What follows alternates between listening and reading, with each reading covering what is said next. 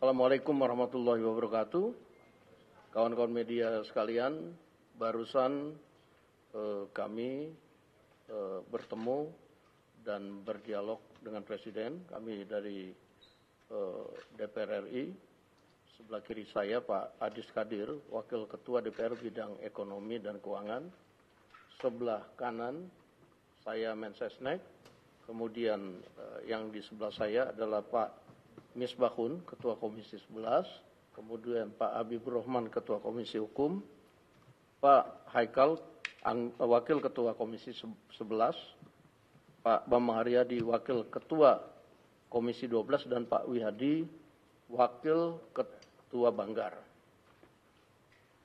Menyampaikan aspirasi dari sebagian besar masyarakat dan juga tadi aspirasi dan masukan dari anggota DPR dalam sidang paripurna DPR tentang rencana kenaikan tarif PPN 12% yang menurut undang-undang akan diberlakukan pada bulan Januari tahun 2025. Nah, oleh karena itu tadi kami telah banyak berdialog dan berdiskusi dengan Bapak Presiden, dan sebagai pimpinan komisi yang membawahi bidang keuangan, Pak Misbahun sebagai Ketua Komisi 11 akan menyampaikan beberapa hal dari hasil berdiskusi dengan Pak Presiden. Saya persilakan. Hasil diskusi kami dengan Pak Presiden, kita akan tetap mengikuti undang-undang bahwa PPN akan tetap berjalan sesuai jadwal waktu amanat di undang-undang, yaitu 1 Januari 2025, tetapi kemudian akan diterapkan secara selektif kepada beberapa komoditas, baik itu barang dalam negeri maupun impor yang berkaitan dengan barang mewah. Sehingga pemerintah hanya memberikan beban itu kepada konsumen pembeli barang mewah.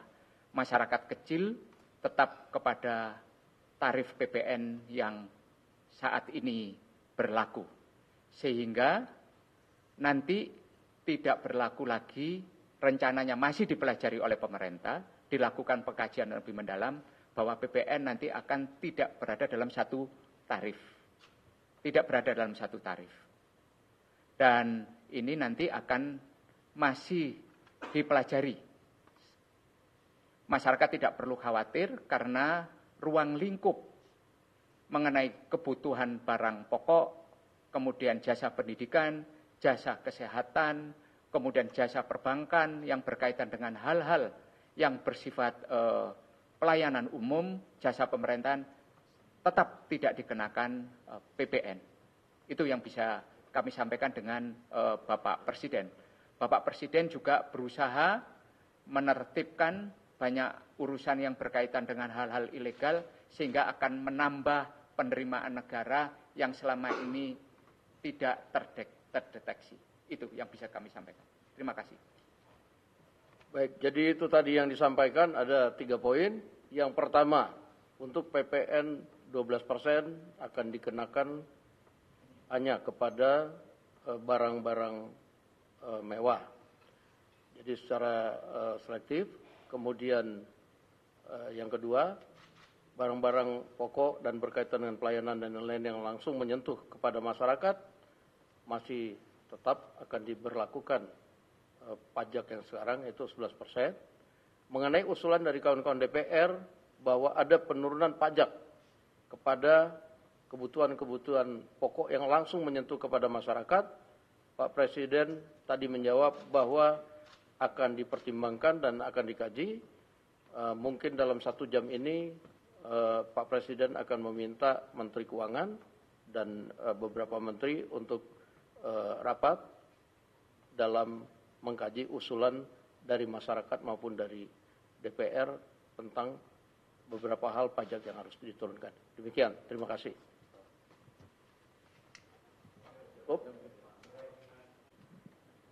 Siang Pak, saya Emir Pak dari CNBC Indonesia. Sebelumnya juga kan ada wacana untuk pemberian insentif bagi masyarakat juga, kah itu jadi Pak? Dan PPN yang dikenakan bawah, terima kasih Pak. Mensesnek. Saja sebagaimana tadi sudah disampaikan, beberapa hal yang tadi menjadi pertanyaan itu sedang dikaji oleh pemerintah.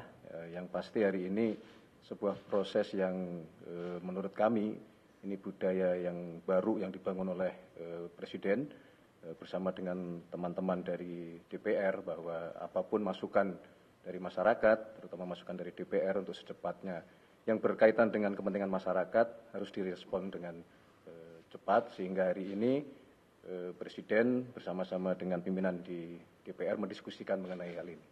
Saya kira begitu.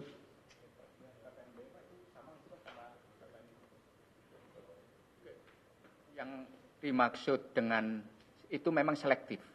Selektif kepada barang yang selama ini sudah kena PPNBM, hanya mereka lah yang dikenakan kenaikan 12%. Jadi begitu.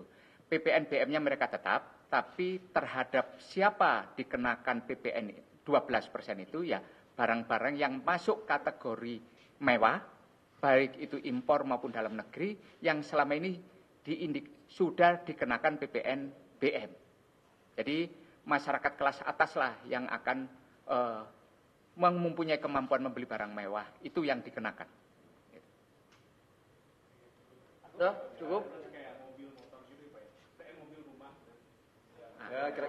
Kira-kira seperti itu. Mobil yang masuk kategori, yang sudah masuk kategori barang mewah. Mobil mewah, apartemen mewah, rumah mewah. Yang semuanya serba mewah. Yang semuanya serba mewah. Baik, terima kasih. Assalamualaikum warahmatullahi wabarakatuh. Waalaikumsalam.